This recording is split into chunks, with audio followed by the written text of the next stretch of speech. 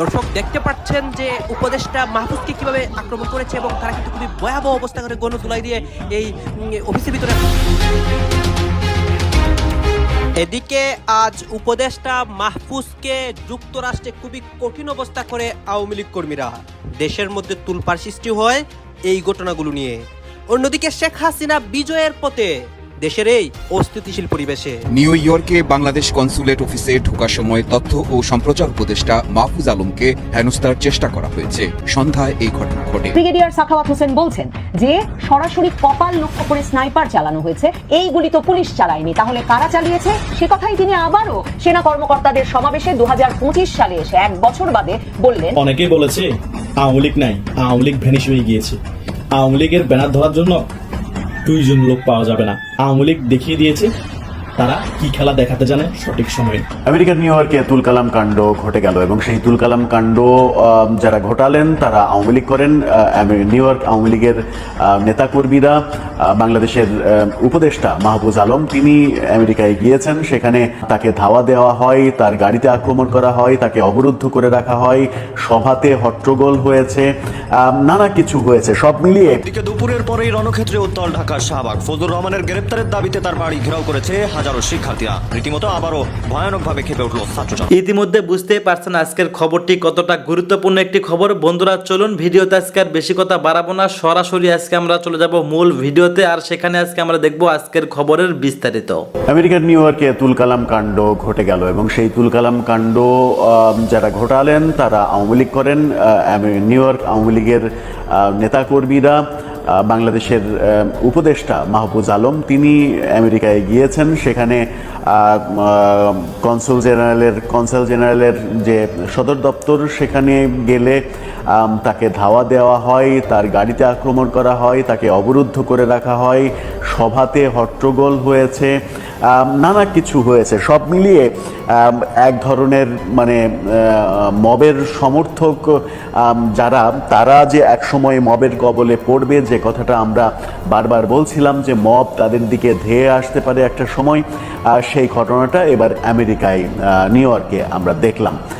আওয়ামী লীগের নেতাকর্মীরা এক ধরনের মব তৈরি করলেন এবং তাকে আটকে রাখলেন। বেশ কয়েক ঘন্টা আটকে থাকতে বাধ্য হলেন মাহফুজ আলম। এরপরে গাড়ি দিয়ে চলে যাওয়ার সময়ও তাকে আক্রমণের ঘটনা ঘটে। কি ঘটলো নিউ ইয়র্কে, কেন এটা ঘটলো, ওখানে কি হলো, কি বললেন মাহফুজ আলম, সেই ব্যাপারগুলো বুঝে ওঠার চেষ্টা করবো এই ভিডিওতে।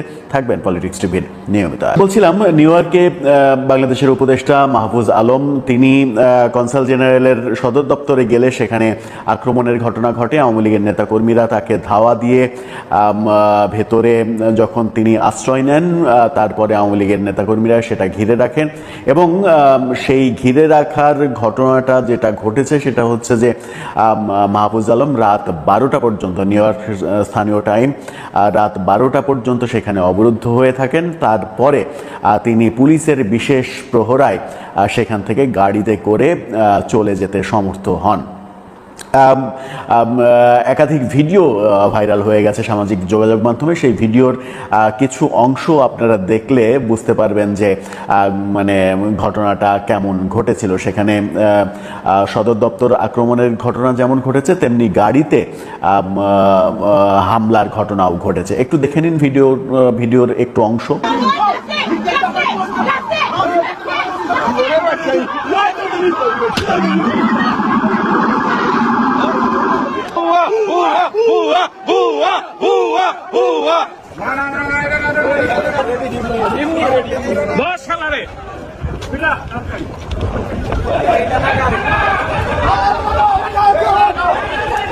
এই ঘটনাগুলো যখন ঘটেছে তখন ভিডিওতে অত পরিষ্কার না হলেও একটা ছবি আপনাদেরকে হয়তো পরিষ্কার তথ্য দেবে। সেটা হচ্ছে যে এই ছবিটা, যে ছবিটা এখন দেখবেন, সেই ছবিটা দেখা যাচ্ছে যে কনসাল জেনারেলের সদর দপ্তরের যে সদর দরজা মানে গ্লাস ডোর, সেই গ্লাস ডোর ভেঙে চৌচির হয়ে গেছে।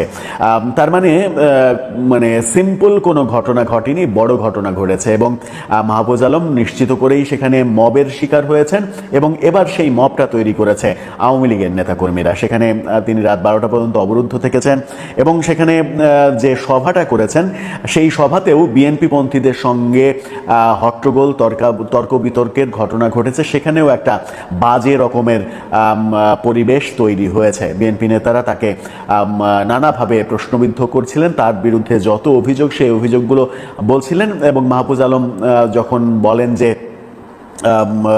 সংস্কার, যে কোনো মূল্যে সংস্কার বাস্তবায়ন করতে হবে আগে, তার আগে নির্বাচন হবে না, তারপরে নির্বাচন হবে, এই কথাতেই মূলত বিএনপি পন্থীরা খেপে গিয়েছিলেন এবং মানে মারমুখী আচরণ করেছেন। অর্থাৎ যে সভা হয়েছে কনসাল জেনারেলের সদর দপ্তরে, সেখানেও হট্টগোলের জন্ম হয়েছে এমন তথ্যও বিভিন্ন গণমাধ্যম দিচ্ছে। সভা শেষে তিনি জোর দিয়ে যে কথাটা বলার চেষ্টা করেছেন সেটা হচ্ছে যে সংস্কার বাস্তবায়ন করা হবে যে কোনো মূল্যে। যুগান্তর যেটা বলছে সেটা হচ্ছে যে মাহফুজ আলম ঢোকার সময় কনসুলেট অফিসের সামনে আওয়ামী লীগের পতাকা হাতে জয় বাংলা জয় বঙ্গবন্ধু স্লোগান দিয়ে কর্মী এবং সমর্থকরা বিক্ষোভ করেন। তারা মাহফুজ আলমকে উদ্দেশ্য করে ডিম ছোড়েন, তারা মাহফুজ আলমের বিরুদ্ধে বিভিন্ন স্লোগান দেন, কনসুলেট ভবনের কাঁচের দরজা ভেঙে ফেলেন এবং সেখানে পোস্টারও আমরা দেখেছি মাহফুজ আলমকে সান্ডা টান্ডা এরকম কিছু বলে পোস্টার ছাপানো হয়েছে। অত ডিটেল বলতে চাই না সঙ্গত কারণেই। সেই পোস্টারের ব্যাপারগুলোও দেখেছি এবং যে গাড়িতে তারা আক্রমণ করেছিল সেই গাড়ির ভেতরে পোস্টার দিয়ে দেওয়ার দৃশ্যও আমরা দেখেছি। ওয়াশিংটন ডিসি থেকে এই অনুষ্ঠানে আসা বাংলাদেশের দূতাবাসের প্রেস মিনিস্টার গোলাম মর্তুজা বলেছেন যে এত বড় একটা সংগ্রাম যুদ্ধ, এর ফলে শেখ হাসিনা সরকারের পতন ঘটিয়েছে, দেশ থেকে বিতাড়িত যাদেরকে করা হয়েছে, এখন সে একটা ডিম নিক্ষেপ করবে, সে একটা কটূক্তি করবে, মাহফুজ আলমের পতন চাইবে, এটাই তো স্বাভাবিক। মানে অনেকেই বলেছে আওয়ামী লীগ নাই, আওয়ামী লীগ ভ্যানিশ হয়ে গিয়েছে। আওয়ামী লীগের ব্যানার ধরার জন্য 2 জন লোক পাওয়া যাবে না। সালাউদ্দিন কাদের চৌধুরীর ছেলে হুম্মম কাদের চৌধুরী কিছুদিন আগেই বলেছিল, সকলে আপনারা হয়তো ইউটিউবে দেখতে পেয়েছেন, বিভিন্ন নিউজ চ্যানেলে দেখতে পেয়েছেন। কিন্তু গতকালকেই গুলিস্তানের মধ্যেই এত ব্যস্ততম এলাকায় আওয়ামী লীগ দেখিয়ে দিয়েছে তারা কি খেলা দেখাতে জানে সঠিক সময়ে। সকলে বলেন আওয়ামী লীগ রাজনীতিতে ফিরতেই পারবে না, আওয়ামী লীগ রাজপথে নামতেই পারবে না। আওয়ামী লীগ কিছু রাজনৈতিক কারণে এখনো চুপ হয়ে আছে, রাজপথে নামতেছে না। আওয়ামী লীগের কর্মীরাও দেশে আছে, আওয়ামী লীগের যারা রাজপথের খেলোয়াড় তারাও দেশে আছে। সময়ের কারণে তারা গা ঢাকা দিয়ে আছে, সময়ের কারণে এবং নেতৃত্বের অভাবে তারা চুপ হয়ে বসে আছে। সঠিক সময়ে এবং সঠিক নেতৃত্ব যখন নেত্রী ঘোষণা দিবে শেখ হাসিনা, তখন তারা ঠিকই রাজপথে নামবে, রাজপথ দখল করবে। পাকিস্তানের উপপ্রধানমন্ত্রী যে বক্তব্য দিয়েছেন যে বাংলাদেশের মানুষের মন পরিষ্কার করতে হবে, আমাদের কি মন পরিষ্কার নাই? আপনাদের মনই পরিষ্কার? আপনারা কি এমন মন পরিষ্কার করছেন? আপনারা যদি সত্যিকারের মন পরিষ্কার করতেন তাহলে আপনাদের বই পুস্তকের মধ্যে কেন বীরশ্রেষ্ঠ মতিউর রহমানকে গাদ্দার বলা হয়? বাংলাদেশের সকল বীরশ্রেষ্ঠদেরকে কেন গাদ্দার বলা হয় আপনাদের বইয়ের মধ্যে? আপনাদের বইয়ের মধ্যে উল্লেখ থাকা দরকার ছিল বীরশ্রেষ্ঠ মতিউর রহমান সহ আরো যে সকল বীরশ্রেষ্ঠ আছে বাংলাদেশে 9 মাস যুদ্ধের ফলে বাংলাদেশ স্বাধীন হয়েছে, তারা হচ্ছে বীর। আপনারা বীর না বলে ওদেরকে গাদ্দার বলেন, আমাদের মন পরিষ্কার করতে বলেন। আবার আপনি আমাদের সাথে আপনাদের কখনোই মিলবে না। কেন মিলবে না? আপনারা বলতেছেন বাংলাদেশ থেকে আপনাদের 21 মিলিয়ন টাকা পাওনা আছে, কিন্তু আমরা যে আপনাদের কাছ থেকে $4.5 বিলিয়ন পাওনা আছি সেটা তো আমাদেরকে দিলেন না। 21 মিলিয়ন নিয়ে ওখান থেকে 21 মিলিয়ন মাইনাস করে $4.5 বিলিয়ন যে টাকাগুলো আমরা 71 সালের পরবর্তী সময় পাওনা, ওগুলো আমাদেরকে দিয়ে দেন। ওগুলো আপনারা মীমাংসা করেননি। আমাদের বীরশ্রেষ্ঠদেরকে আপনারা বলবেন গাদ্দার। বাংলাদেশের স্বাধীনতা এখনো আপনারা সঠিকভাবে মেনে নেননি, তখনও স্বীকৃতি দিতে চাননি। এখন বড় বড় গলা মারেন, আমাদের বাংলাদেশে এসেই বলেন আমাদের মন পরিষ্কার করতে হবে। আমাদের যে সকল এখন রাজনৈতিক দল আছে তাদের কবর খুঁড়ে ঢুকে যাওয়া দরকার। তারা এখন পাকিস্তানের সাথে আতাত করতেছে, পাকিস্তানের উপপ্রধানমন্ত্রীর কথা শুনে খুশিতে নাচতেছে, আমাদের দেশে এসেছে সকলে যে সাক্ষাৎ করতেছে। এই উপপ্রধানমন্ত্রী পররাষ্ট্র মন্ত্রী তিনি বলতেছেন 71 সালের যুদ্ধ ছিল ভাইয়ে ভাই একটা সমস্যা, ভাইয়ে ভাই একটা ঝগড়া। আমাদের 71কে ছোট করতেছেন আর আমাদের দেশের রাজনৈতিক দলগুলা নাচতেছে খুশিতে। এটাই আমাদের বাংলাদেশের বাস্তব প্রেক্ষাপট। বাংলাদেশে এখনো মুক্তিযুদ্ধের সপক্ষে শক্তি যারা আছে সকলে বেঁচে আছে, মরে নাই। আমাদের মতো যারা ছোটরা আছি মুক্তিযুদ্ধের সপক্ষে শক্তি, তারাও আমরা বেঁচে আছি। আমরা প্রতিবাদ করবো এই সকল বিষয়ে। এই পাকিস্তানের উপপ্রধানমন্ত্রী বাংলাদেশে এসে যেমন একটা তার বডি ল্যাঙ্গুয়েজ দেখা গিয়েছে, মনে হচ্ছে তিনি তার নিজের দেশে এসেছেন, নিজের দেশের ভিতরে থেকে তিনি বিভিন্ন বক্তব্য দিচ্ছেন, এটাই তো মনে হয়েছে। আর এত বছর পরে এসে পাকিস্তান এখনো আমাদের বাঙালিদের উপর যেভাবে জেনোসাইড চালিয়েছে, বাংলাদেশের উপর যেভাবে ধর্ষণ চালিয়েছে, ওগুলোর জন্য এখনো ক্ষমা চায়নি। তিনি বলতেছে কি এটা তো আরো 2বার ক্ষমা চাওয়া হয়েছে, অনেক আগে মীমাংসিত হয়ে গেছে। কে ক্ষমা চেয়েছে? জুলফিকার আলী ভুট্টোর কথা বলতেছেন? তিনি কি অফিসিয়ালি ক্ষমা চেয়েছে? ব্রিগেডিয়ার সাখাওয়াত হোসেন বলছেন যে সরাসরি কপাল লক্ষ্য করে স্নাইপার চালানো হয়েছে এবং তিনি স্পষ্টত যে কথা 11ই আগস্ট 2024 সালে স্বরাষ্ট্র উপদেষ্টা পদে থেকে বলেছিলেন যে এইগুলি তো পুলিশ চালায়নি, তাহলে কারা চালিয়েছে, সে কথাই তিনি আবারও সেনা কর্মকর্তাদের সমাবেশে 2025 সালে এসে 1 বছর বাদে বললেন এবং বললেন এটা তো বাংলাদেশের পুলিশ নয়, তাহলে প্রফেশনাল শুটার হিসাবে স্নাইপার চালালো কারা? সরকারের পাট ও বস্ত্র উপদেষ্টা সাবেক সেনা কর্মকর্তা ব্রিগেডিয়ার জেনারেল সাখাওয়াত হোসেন আবারও স্নাইপার রাইফেল কাদের হাতে ছিল 2024-এর জুলাই আগস্ট আন্দোলনের সময় সেই প্রশ্ন তুলেছেন 7.62 বোরের গুলি দিয়ে কারা দূর থেকে সুনির্দিষ্ট লক্ষ্য ভেদ করে ছাত্রদের কপালে চোখে গুলি চালালো। এই প্রশ্নগুলো তিনি আবারও তুলতে বাধ্য হয়েছেন এমন একটা অবস্থায় যখন আপনাদের কারোরই ভুলে যাবার কথা নয়, 8ই আগস্ট ইউনূস সরকার যখন ক্ষমতা গ্রহণ করেছিল, শপথ নিয়েছিল, তখন এই সাবেক সেনা কর্মকর্তা ব্রিগেডিয়ার জেনারেল সাখাওয়াত হোসেনকে স্বরাষ্ট্র উপদেষ্টা পদে নিয়োগ দেওয়া হয়েছিল এবং স্বরাষ্ট্র উপদেষ্টা পদে নিয়োগ পাওয়ার পরই তিনি 11 তারিখ মানে 8 তারিখ তিনি শপথ নিলেন, 11 তারিখ তিনি আহত আনসার সদস্যদের দেখতে গিয়ে বেরিয়ে এসে সংবাদ মাধ্যমের সামনে বলেছিলেন যে আনসার সদস্যদের 7.62 বোরের গুলি চালিয়ে আহত করলো কারা। তিনি বলছিলেন যে তিনি দেখছেন বেশিরভাগ পুলিশ এবং আনসার সদস্যই আহত হয়েছেন 7.62 বোরের গুলি দিয়ে এবং আনসার সদস্যদেরকে তাদের কম্পাউন্ডের ভেতরে ঢুকে কেউ না কেউ 7.62 বোরের গুলি চালিয়ে মানে স্নাইপার রাইফেল দিয়ে হতাহত করে দিয়ে গেছে। এই খবর বা এই কথা, এই তথ্য সংবাদ মাধ্যমের সামনে স্বরাষ্ট্র উপদেষ্টা বলার পরেই 15ই আগস্টেই স্বরাষ্ট্র উপদেষ্টার পদ থেকে চাকরি যায় এই সাবেক সেনা কর্মকর্তা ব্রিগেডিয়ার জেনারেল সাখাওয়াত হোসেনের। এরপর থেকে তিনি পাট ও বস্ত্র উপদেষ্টা হিসেবে দায়িত্ব পালন করে যাচ্ছেন। এখন পর্যন্ত উত্তর মেলেনি কারা স্নাইপার রাইফেল বহন করছিল জুলাই আগস্ট আন্দোলনের সময়, কারা 7.62 বোরের গুলি চালিয়ে পুলিশ, আনসার এবং ছাত্র জনতাদের হত্যা করলো। দেখুন 1 বছর বাদে সাখাওয়াত হোসেন, ব্রিগেডিয়ার জেনারেল সাখাওয়াত হোসেন, যিনি ন্যায়নিষ্ঠ, সৎ, স্পষ্টভাষী হিসেবে নিজের কর্মগুণেই সেনা কর্মকর্তার পদ থেকে অবসর নেওয়ার পর সিভিলিয়ান পরিসরেও একটা নাম করেছেন, একটা গ্রহণযোগ্যতা পেয়েছেন, তিনি সম্ভবত বিবেকের তাড়নায় না পেরে 1 বছর বাদে আবারও সেই প্রশ্ন তুলেছেন এবং এবার আরো সুনির্দিষ্ট অভিযোগ করেছেন। তবে এবার তিনি সংবাদ মাধ্যমের সামনে কে স্নাইপার বুলেট দিয়ে এত ছাত্র মারলো সেই প্রশ্ন করেননি। তিনি তার জন্য একটা নিরাপদ পরিসর বেছে নিয়েছেন।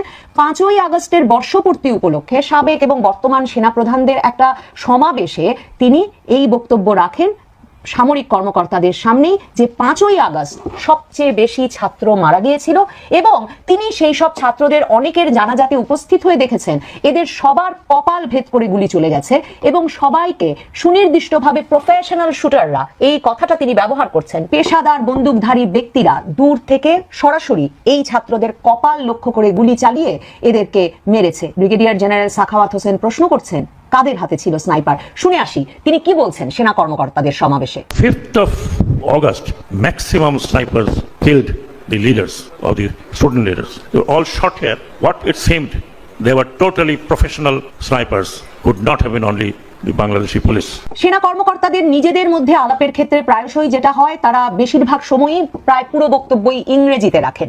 কাজেই আমি এই পুরো বক্তব্য আপনাদেরকে না শুনিয়ে যা তিনি মোদ্দা কথা বললেন সেটা যদি আবারও উল্লেখ করি এবং সেটা বিশ্লেষণের চেষ্টা করি, তাহলে দেখবেন এই যে ব্রিগেডিয়ার সাখাওয়াত হোসেন বলছেন যে সরাসরি কপাল লক্ষ্য করে স্নাইপার চালানো হয়েছে এবং তিনি স্পষ্টত যে কথা 11ই আগস্ট 2024 সালে স্বরাষ্ট্র উপদেষ্টা পদে থেকে বলেছিলেন যে এইগুলি তো পুলিশ চালায়নি, তাহলে কারা চালিয়েছে, সে কথাই তিনি আবারও সেনা কর্মকর্তাদের সমাবেশে 2025 সালে এসে 1 বছর বাদে বললেন এবং বললেন এটা তো বাংলাদেশের পুলিশ নয়, তাহলে প্রফেশনাল শুটার হিসাবে স্নাইপার চালালো কারা। দেখুন বাংলাদেশের পুলিশের কি দূর থেকে স্নাইপার চালানোর অভিজ্ঞতা বা এই ট্রেনিং থাকবার কথা? বাংলাদেশের পুলিশ রাজপথে টহল দেয়, স্নাইপার চালাতে হয় দূর থেকে একটা দূর পাল্লায়, মানে আপনি সুনির্দিষ্ট লক্ষ্য ভেদ করে কাউকে খুন করবেন সেই উদ্দেশ্যে।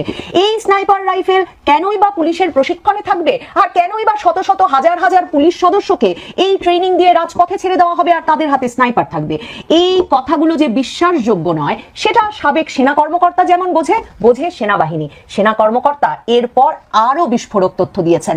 ব্রিগেডিয়ার জেনারেল সাখাওয়াত হোসেন এরপর এই বক্তৃতাতেই বলেন, 4 আগস্টের 4 তারিখ তিনি এবং সাবেক সেনা কর্মকর্তাদের একটা দল বেরিয়েছিলেন এবং মহাখালীতে শাহিন কমপ্লেক্স পর্যন্ত তারা গিয়েছিলেন। মহাখালীর শাহিন কমপ্লেক্সের সামনে হাঁটতে হাঁটতে তারা যখন গিয়ে পৌঁছন, তখন তার কাছে সেনা গোয়েন্দা সংস্থা থেকে ফোন আসে যে স্যার, আপনি স্নাইপারের নিশানার মধ্যে আছেন, আপনি টার্গেটের মধ্যে আছেন, আপনি দ্রুত ওই এলাকা ত্যাগ করুন। ব্রিগেডিয়ার সাখাওয়াত প্রশ্ন করছেন, 4 তারিখেই বা কাদের কাছে স্নাইপার ছিল যারা ব্রিগেডিয়ার সাখাওয়াতকে মানে ক্যান্টনমেন্টের দোরগোড়ায় এই মহাখালীর শাহিন কমপ্লেক্সের সামনে তাকে স্নাইপারের নিশানার মধ্যে নিয়ে এলো এবং তাদেরকে লক্ষ্য করে গুলি চালাতে পারে এমন একটা সম্ভাবনার বা বিপদের সৃষ্টি করলো যে ব্রিগেডিয়ার সাখাওয়াত বলছেন তখন এই ফোন পেয়ে তিনি দ্রুত ওই এলাকা তার সঙ্গীদের সহ ত্যাগ করেন।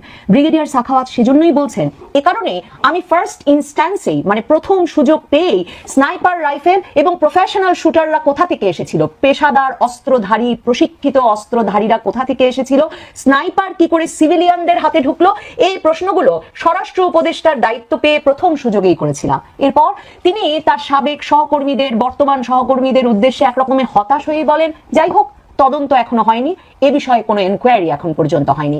সাবেক সেনা ধন্যবাদ প্রিয় দর্শকবৃন্দ, আমাদের ফুল ভিডিওটি দেখার জন্য আপনাকে জানাই অসংখ্য ধন্যবাদ। তো বন্ধুরা, আজকের এই নিউজটি দেখে আপনাদের কি মতামত অবশ্যই কমেন্ট বক্সে কমেন্ট করতে ভুলবেন না। আর হ্যাঁ, এমন নিত্য নতুন আপডেট খবর সবার আগে পেতে চাইলে এখনই আমাদের এই পিচ্চি সাকিব ইউটিউব চ্যানেলটি সাবস্ক্রাইব করুন। ধন্যবাদ।